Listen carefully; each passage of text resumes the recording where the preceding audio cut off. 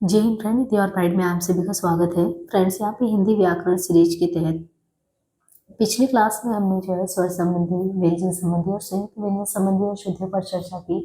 साथ ही साथ हमने पीवाईक्यू भी किया और पीवाईक्यू के पिछली क्लास में हम वाक्यांश के लिए एक सब ये कर रहे थे और उसी कड़ी में मैंने सोचा कि आपको सबसे पहले क्लास के पूर्व ही वाक्यांश के लिए एक शब्द में कुछ विशेष ऐसे हैं जिनसे हम क्वेश्चन करते हैं तो गलतियाँ होती हैं, उन पे बात कर लेते हैं। फिर जो इसका टॉपिक है वो कंप्लीट कर लेते हैं। बाकी वो सीरीज जो है कंटिन्यूअस आपके हर एक पीवाईक्यू के साथ में ऐड ऑन करती चलूँगी ताकि आपका साथ में व्याकरण भी सही होता चले।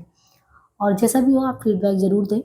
देखिए, वाक्यांश के लिए एक शब्दावली में बहुत सारे ऐसे होते हैं कि जो सामान्यतः सभी को याद होते हैं, उनमें गलतियाँ नहीं करते, लेकिन कुछ ऐसे हैं जिनमें हम गलती करते हैं। जैसे हमने पिछली ही क्लास में आपको बताया था अस्त्र और शस्त्र के संबंध में, और याद हो तो उसमें ये था कि ऐसा हथियार जिसे आप फेंक कर चलाते हैं, और उसमें एग्जाम्पल था भाला। तो भाला को अगर आप फेंक कर चला रहे हैं तो वो अस्त्र है। और जब हम शस्त्र की बात कर रहे थे, जैसे बंदूक है, उसको तो आप फेंक कर नहीं चलाते हैं, बंदूक को फेंक कर नहीं चलाते हैं ना, तो ये क्या है, शस्त्र हो गया। तो अस्त्र और शस्त्र में हमने अंतर बताया था। अब एक ये था कि अस्त्र और शस्त्र में आपको क्लियर हुआ अनन्य। तो अनन्य, अनन्य नहीं कहेंगे, अनन्य। अनन्य का अर्थ क्या होता है, मतलब कि अनंत जो है, अनन्य किसके लिए प्रयोग में लाया जाता है?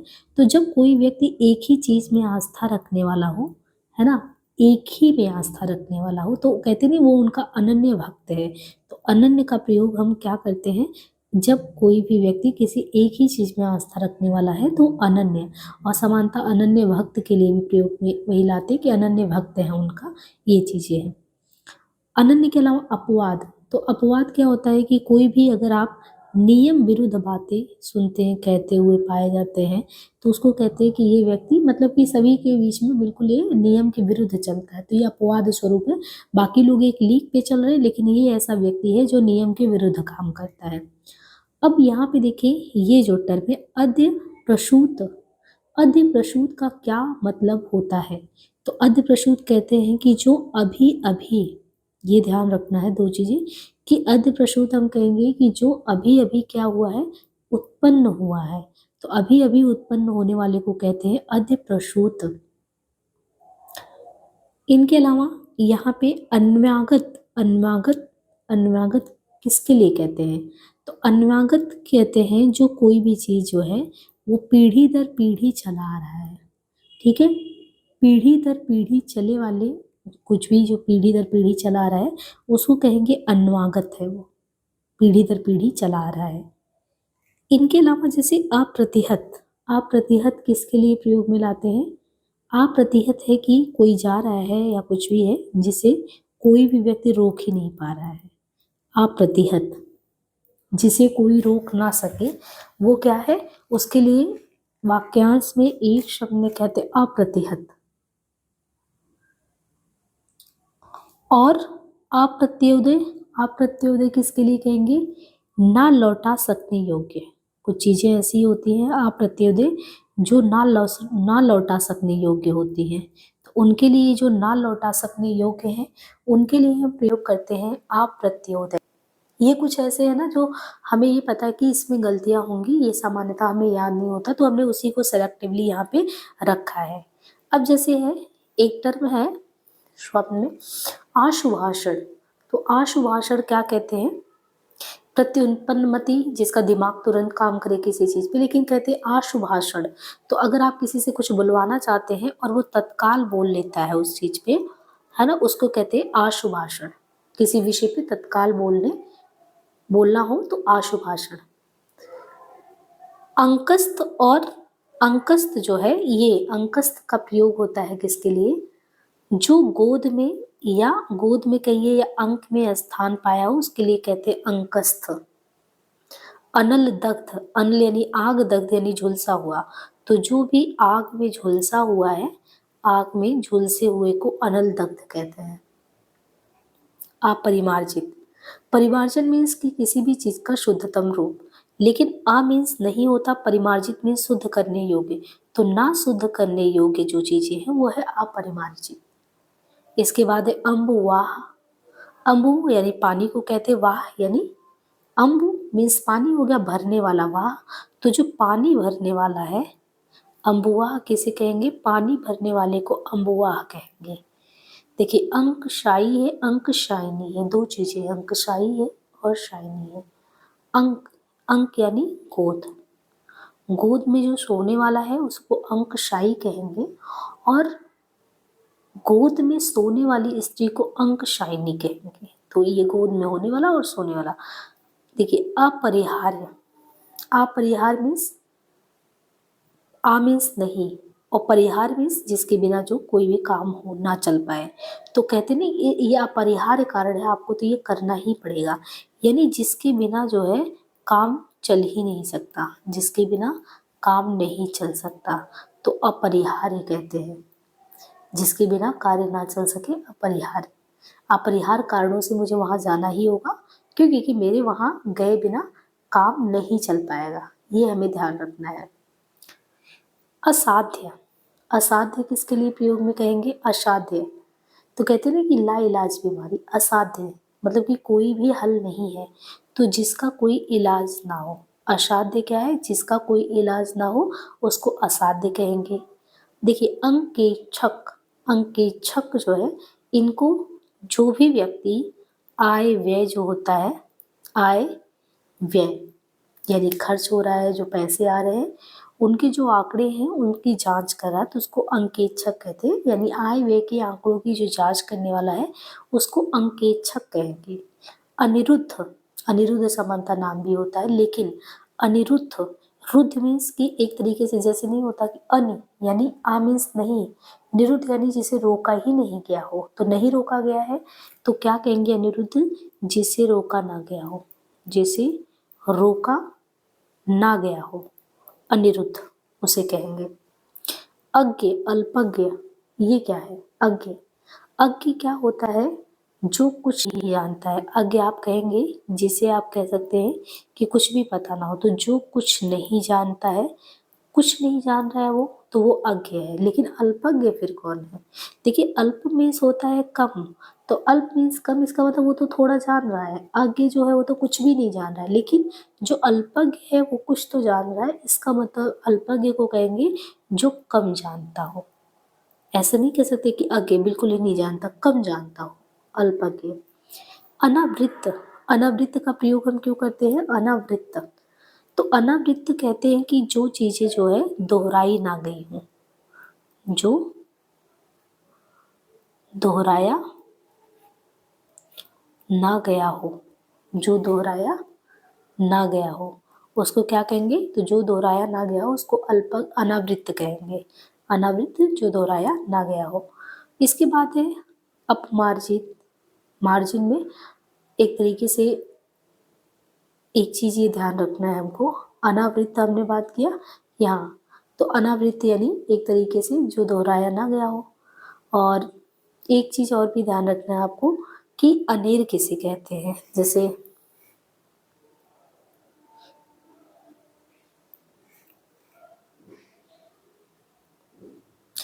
देखिए एक प्रयोग में आता अनेर, ये भी कई बार पूछा जाता है और हम गलती कर देते हैं। अनेर किसे कहते हैं, जो बिना देख रेख का जानवर होता है ना, जिसको ध्यान देने वाला कोई नहीं है, अनेर उसे कहते हैं, बिना देख रेख के जानवर को अनेर कहते हैं। और इसी तरीके से यहाँ पे दिया गया है, हाँ अपमार्जित, अपमार्जित किसे कहेंगे, अपमार्जित ये है कि अपमार्जित कहेंगे कि जो शुद्ध ना किया गया हो, मार्जिन, मार्जिन यानी शुद्धिकरण, अपमार्जिन जो शुद्ध ना किया गया हो। अपरिणित, परिणय सूत्र में बंधना यानी विवाह होना, लेकिन अपरिणित किसे कहेंगे, जिसका विवाह ना हुआ हो, जिसका विवाह ना हुआ हो उसको क्या कहेंगे, अपरिणित। इनके अलावा आशुतोष, ये नाम भी रखा जाता है आशुतोष। आशुतोष जो है ये किसको कहते हैं, आशु मीन्स होता है, आशु मीन्स क्या होता है, जैसे आशु भाषण, तत्कालिक रूप में तुरंत ही एक तरीके से भाषण दे देना, तुरंत ही प्रतिव्युत्पन्न दिमाग काम करता है और बोल देते हैं। तो आशु का अर्थ ही होता है जल्दी, और तोष का अर्थ क्या होता है, संतुष्ट होना। तोष का अर्थ होता है संतुष्ट होना, यानी जो जल्दी संतुष्ट हो, तो यानी जो आशुतोष का मतलब होता है कि जो बहुत जल्दी प्रसन्न हो जाए उसे आशुतोष कहते हैं। ठीक है, आशु कवि किसे कहते हैं? आशु फिर वही है कि जो जल्दी से, यानी जो जल्दी से कोई भी कवि जो है तुरंत ही रचना कर ले, तत्काल में, एक तरीके से तत्काल बिना देर लगाए, तो उसको आशु कवि कहेंगे। अनुलोम विवाह और प्रतिलोम विवाह, इन्हें आप समझिए। अनुलोम विवाह और प्रतिलोम विवाह होता क्या है? देखिए, अनुलोम में क्या होगा कि जो पुरुष होगा वो किस क्लास का होगा? अपर क्लास का, है ना। अगर अपर क्लास का क्या है, मैन है, यानी मेल जो है अपर क्लास का है, और फीमेल जो है वो किसकी है? लोअर क्लास की। तो अनुलोम यानी अगर अपर क्लास का है और लोअर क्लास की स्त्री है, मतलब निम्न वर्ण की स्त्री है, तब तो अनुलोम है। लेकिन प्रतिलोम किसको कहेंगे? अगर पुरुष जो है वो किसका है? लोअर कास्ट का है, निम्न का है, और निम्न का, और जो स्त्री है उच्च का है, स्त्री जो है उच्च वर्ण की है, तो ये प्रतिलोम हो जाएगा। तो अनुलोम में हमेशा ध्यान रखिएगा कि जो मेल है वो अपर क्लास का होगा, फीमेल निम्न की होगी, तो ये तो अनुलोम माना जाएगा। लेकिन जहाँ पे स्त्री उच्च वर्ण की हो गई और पुरुष निम्न वर्ण का, उसे प्रतिलोम विवाह कहते हैं। अभियोगी किसे कहते हैं? अभियोगी जो किसी पर अभियोग लगाए, वो अभियोगी है। अंतेवासी, अंतेवासी जैसे गुरुकुल में रह के साथ में बहुत गुरु के पास पढ़ते थे, तो गुरु के पास या जो समीप रहने वाला छात्र है उसके लिए अंतेवासी का प्रयोग करते हैं। इनके अलावा अनुग्रहित, देखिए अनुग्रहित, अनुग्रहित यानी जो अनुग्रह कृपा से युक्त हो, जिस पर अनुग्रह किया गया हो, तो अनुग्रहित क्या होगा? जो अनुग्रह कृपा से युक्त हो, जिस पर अनुग्रह किया गया हो। अंतः कथा, अंतः कथा किसी कथा के अंतर्गत आने वाली कोई दूसरी कथा कहलाता है अंतः कथा। अजर, अजर किसे कहेंगे? अजर जो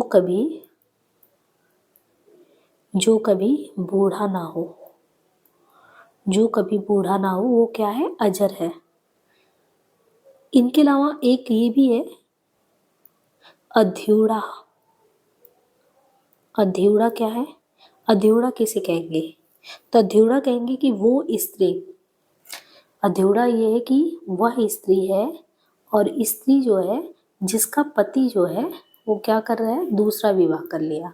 तो अध्युड़ा वो स्त्री जिसका पति जो था लेकिन वो दूसरा विवाह कर लिया, अध्युड़ा। और अनामिका किसे कहते हैं? अनामिका नाम भी होता है, लेकिन उंगली का नाम भी अनामिका ही होता है। और अनामिका हम किसके लिए प्रयोग में करते हैं? अनामिका का प्रयोग करते हैं कनिष्ठा और मध्यमा। कनिष्ठा और मध्यमा के बीच की जो उंगली है वो अनामिका कहलाता है। इनके अलावा एक आपने सर्कुलर जो है इंग्लिश में कहते हैं, और हिंदी में उसको क्या कहते हैं? अनुस्मारक, या उसे स्मरण पत्र कहते हैं। किसे कहते हैं?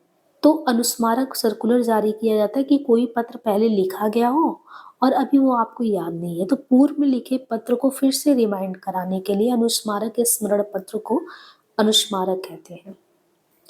औहित्या किसे कहते हैं? औहित्या, औहित्या जिनके संबंध में कहा जाता है औहित्या, जो मानसिक भाव को छिपाते हो, यानी मानसिक भाव को छिपाने वाले को क्या कहा जाता है?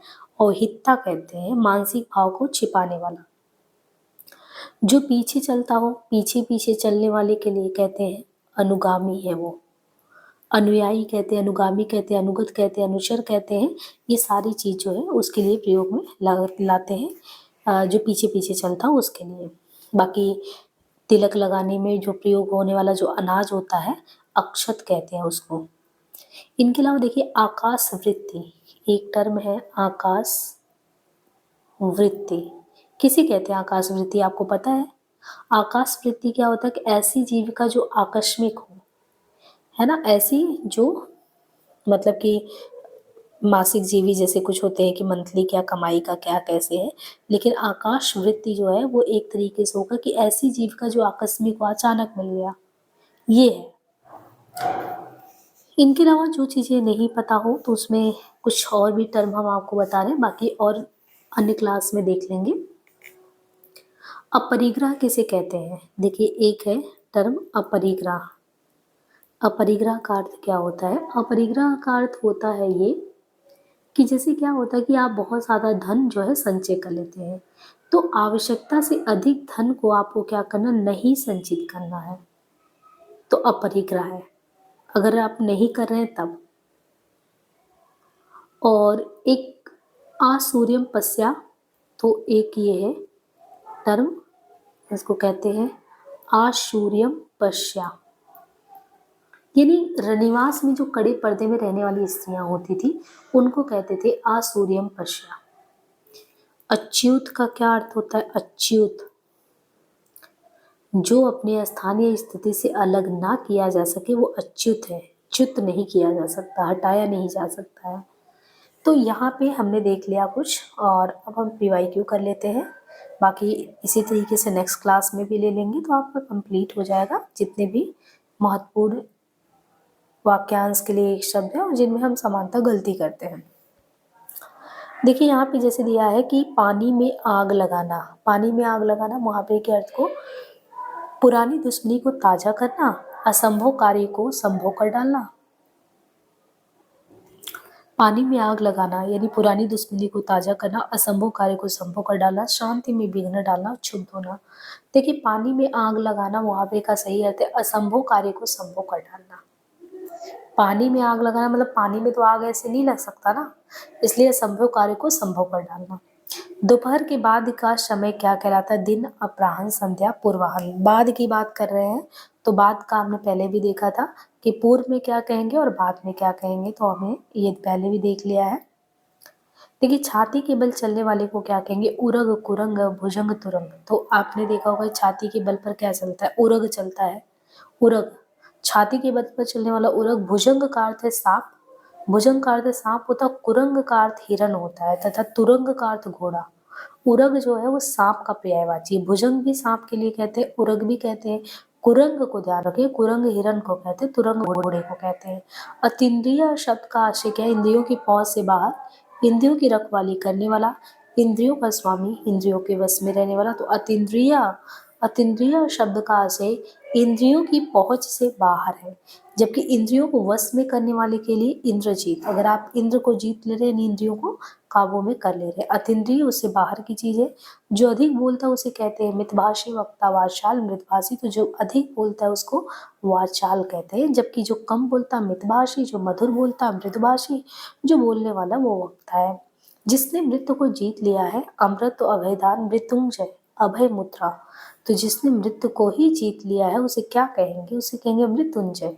मृत्यु को अजय जी, मृत्यु को ही जीत लिया है, तो यहाँ पे मृत्यु को जीतना जो है मृत्युंजय।